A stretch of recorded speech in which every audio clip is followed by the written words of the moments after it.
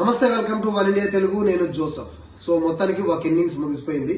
Rajasthan Royals 182 target ఇచ్చారు. అయితే కాసేపు బ్యాటింగ్ ఎలా జరిగింది రాజస్థాన్ రాయల్స్ విషయం చూస్తే, రాణా ఉన్నంతసేపు నేనైతే 200 దాటేస్తుంది అనుకున్నాను. మామూలుగా ఆడలేదు, వీరవిహారం చేశాడు. కానీ జైస్వాల్ ఫస్ట్ ఓవర్ లో అవుట్ అవ్వడం కొంచెం బాధ అనిపించింది, ఎందుకంటే మంచి బ్యాట్స్మెన్. కానీ అనవసరమైన లేజీ షాట్ అనిపించింది నాకు అది. సో అనౌన్స్మెంట్ షాట్ కి అవుట్ అయ్యాడేమో అని నాకు అనిపించింది. సో మొత్తానికి రాజస్థాన్ కసి మీదే అన్నట్టు నాకు అనిపించింది. ఎందుకంటే వాళ్ళకి ఇది ప్రతిష్టాత్మకం. 2 మ్యాచ్లు ఓడిపోయారు, ఎట్లాగైనా సరే ఈ మ్యాచ్ గెలవాలి అనే ఒక టార్గెట్ తో వాళ్ళు ఆడినట్టు నాకు అనిపించింది. బాగానే ఆడారు. So no problem Rajasthan side నుంచి. అయితే చెన్నై ఫీల్డింగ్ మాత్రం చాలా అద్భుతంగా ఉంది. కొన్ని క్యాచ్లు అయితే మాత్రం వారే నెవర్ బిఫోర్ నెవర్ అగైన్ అనిపించారు. క్యాచ్లు మంచి ఫీల్డింగ్, బాగానే ఆడారు. ఫీల్డింగ్ కూడా చాలా బాగా అనిపించింది.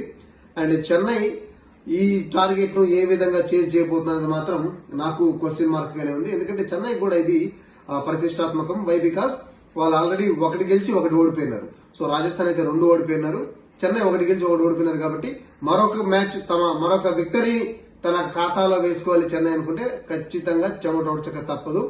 సో రాజస్థాన్ బ్యాటింగ్ లో మంచి బ్యాటింగ్ లైనప్ ఉంది, బాగా ఆడారు. సో చెన్నై బ్యాటింగ్ లైనప్ ఎలా ఉంటుందంటే, ఇప్పటివరకు ఆడిన మ్యాచ్లు ఎవరు కూడా స్థిరంగా ఆడట్లేదని నాకు అనిపించింది. సో ఏదో వస్తున్నారు వెళ్ళిపోతున్నారు తప్ప స్థిరంగా ఆడుతున్నట్టు నాకు ఎక్కడా కనిపించలేదు. మొత్తం చెన్నై టీం మొత్తం మీద ఎవరైనా స్టార్ అంటే కేవలం ధోని మాత్రమే. సో ధోని మీదే డిపెండ్ అయ్యి మ్యాచ్ అంతా జరగాలంటే కష్టం. కాబట్టి మిగతా బ్యాట్స్మెన్ కూడా ఖచ్చితంగా రాణించాలి. మరొక విజయం దక్కాలి అంటే మాత్రం శ్రమించక తప్పదు, చెమటోడ్చక తప్పదు.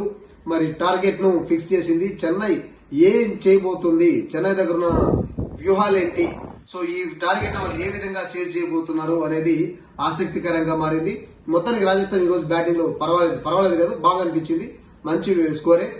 కొన్ని వికెట్స్ తొందరగా పడకుండా ఉంటే ఖచ్చితంగా 220 టార్గెట్ ఫిక్స్ చేసి ఉండేది.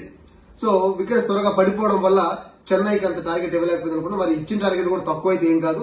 మరి చెన్నై బ్యాట్స్మెన్ కరెక్ట్ గా రాణిస్తే తప్ప చెన్నైకి విక్టరీ అంటే కొంచెం కష్టమే. లెట్స్ వాచ్ ఏం జరగబోతుందో.